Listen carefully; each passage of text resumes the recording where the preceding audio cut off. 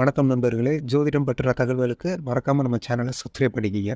தனுசு ராசிக்காரர்கள் நீண்ட நாட்களாக எதிர்பார்த்த எந்த காரியமாக இருந்தாலும் அந்த காரியம் எந்த விதமான தடையும் இன்றி உங்களை தேடி வருங்க. கடன் சுமைதான் தீர வேண்டும், அதுதான் என் பிரச்சனை என்று சொல்கிறவர்களுக்கு நிச்சயமாக தீர்வதற்கான நல்ல வாய்ப்பு நிறைவாக கிடைக்கும். அதோடு மட்டுமல்லாது திருமண பாக்கியம் கிடைக்கவே இல்லையே என்று வருத்தப்படுகிறவர்களுக்கு நிச்சயம் திருமண பாக்கியம் அமையுங்க. புத்திரக்காரகரான ராசியின் அதிபதி சப்தமத்திற்குள் இந்த வருடத்தில் வலுவாக நுழைகிறாருங்க. எனவே புத்திர பாக்கியம் நிறைவாக கிடைப்பதற்கான முதன்மையான யோகமும் இந்த தருணத்தில் நிச்சயமாக உண்டு. நீண்ட நாட்களுக்கு பிறகு மிகப்பெரிய அளவிலான அதிர்ஷ்ட யோக வாய்ப்புகளை அள்ளி கொடுக்கும் வருடமாக 2025 நிச்சயமாக தனுசு ராசிக்காரர்களுக்கு அமைய போகிறது. 7.5 சனி முடிந்ததிலிருந்தே நல்ல பலன் கிடைக்கும். ஆனால் இதுவரை எனக்கு கிடைக்கவில்லையே என்று எண்ணினால் நிச்சயமாக அந்த ஏக்கம் தீரக்கூடிய வகையில் நல்ல மாற்றங்களை நிச்சயமாக சந்திப்பதற்கான முதன்மையான வாய்ப்புகள் உண்டு. ஏனென்றால் ராசியின் அதிபதியாக இருக்கக்கூடிய குரு பகவான் 6ஆம் இடத்தை விட்டு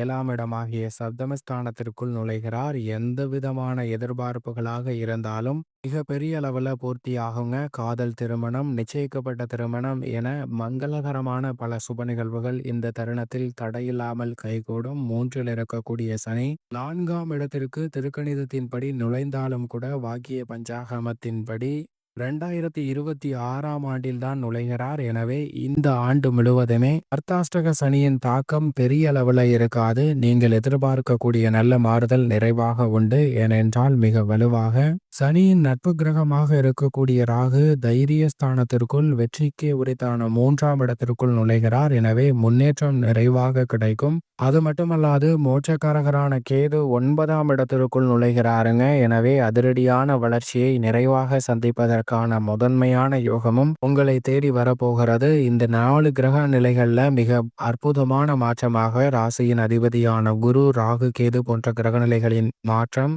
மிகப்பெரிய அளவிலான நல்ல வாய்ப்புகளுக்கு அடித்தளமிடக்கூடிய வகையில் அமைகிறது. அது மட்டுமல்லாது இந்த வேளையில் பூமிக்காரகன், மங்களக்காரகன் என்று சொல்லக்கூடிய செவ்வாயும் அஷ்டமத்தை விட்டு விலகி 9, 10, 11, 12, ஜென்மம் 2 என பல இடங்களை அலங்கரிக்க போகிறார். அஷ்டமத்தை விட்டு விலகுவதால் பல்வேறு வகையான நல்ல வாய்ப்புகளை நிறைவாக பெறக்கூடிய அற்புதமான ஒரு தருணமாக இந்த வருடத்தின் துவக்கத்தில் இருந்தே தனுசு ராசிக்காரர்களுக்கு நல்ல அற்புதமான வாய்ப்புகளை செவ்வாய் உருவாக்கி கொடுக்கிறாருங்க. எனவே எதிர்பார்ப்பதை விட விவசாயம் சார்ந்த பணிகளில் அதிரடியான வளர்ச்சி உண்டு. மிக பெரிய அளவுல டிமாண்டை சந்திக்கக்கூடிய ஒரு துறையாகவும் விவசாயம் சார்ந்த பணிகள் அமைய போகிறது. எனவே பலர் விவசாயத்தின் மீது ஆர்வம் காட்டுவதற்கான யோகமும் இந்த தருணத்தில் நிறைவாக கிடைப்பதற்கான சாத்தியக்கூறுகள் நிச்சயமாக உண்டு என்பதை திட்டவட்டமாக கிரகநிலைகள் உறுதிப்படுத்துகின்றன.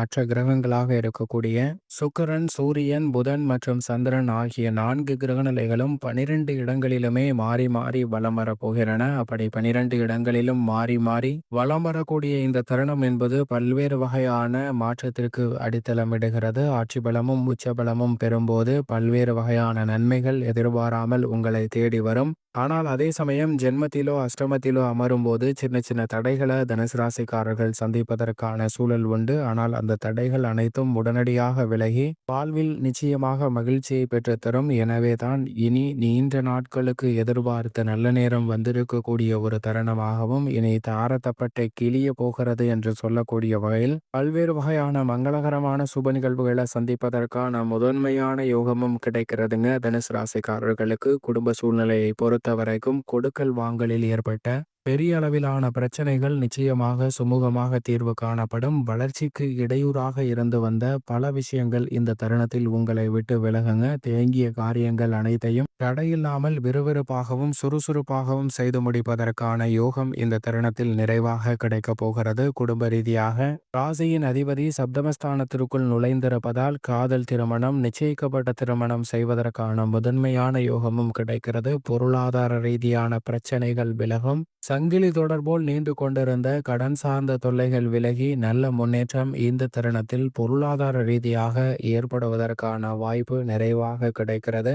எந்த பணியை மேற்கொண்டாலும் அவற்றில் நல்ல வளர்ச்சியும் முன்னேற்றமும் நிச்சயமாக நிறைவாக கிடைப்பதற்கான யோகம் உண்டுங்க. அதோடு மட்டுமல்லாது குரு பகவான் சப்தமத்திற்குள் வந்திருப்பது எப்பேற்பட்ட எதிர்பார்ப்புகளாக இந்த தருணத்தில் சிறப்பாக கைகூடுவதற்கான யோகம் நிச்சயமாக குடும்ப ரீதியாக நிறைவாக கிடைக்கும் என்பதை குரு உறுதிப்படுத்துகிறார்.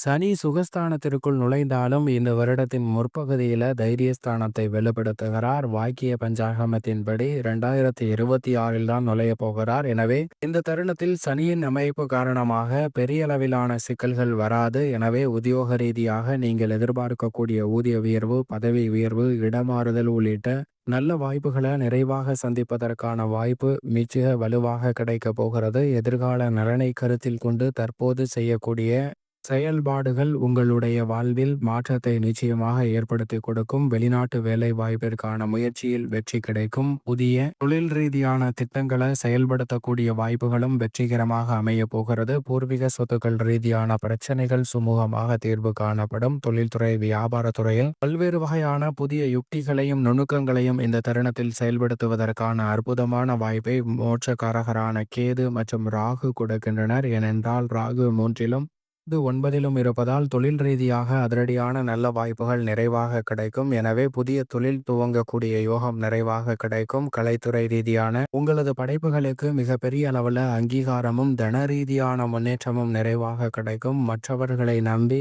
எந்தவிதமான பணியில் ஈடுபட்டாலும் சில சிறப்பான வாய்ப்புகளும் நிறைவாக கிடைப்பதற்கான யோகம் இந்த தருணத்தில் நிச்சயமாக உண்டு. எதிர்பாராத வகையில பல புதிய வாய்ப்புகள் உங்களுக்கு கிடைக்கும். அரசியல் மற்றும் பொது வாழ்வில் இருப்பவர்களுக்கு இந்த தருணத்தில் ஆதாயம் நிறைந்த ஒரு ஆண்டாக 2025 நிச்சயமாக அமைய போகிறது. அனைத்து வகையிலும் எதிர்பார்த்த முன்னேற்றம் அரசியல் சார்ந்த பணிகளில் தனுசு ராசிக்காரர்களுக்கு மிகவும் வலுவாகவும் நன்மை நிறைவாகவும் பெறக்கூடிய ஒரு வாய்ப்பை அற்புதமாக உருவாக்கி கொடுக்கிறது. இந்த வீடியோ உங்களுக்கு பயனுள்ளதாக இருக்கும் நம்புகிறோம். மறக்காமல் உங்கள் நண்பர்களுக்கும் இதை பகிர்ந்துக்குங்க.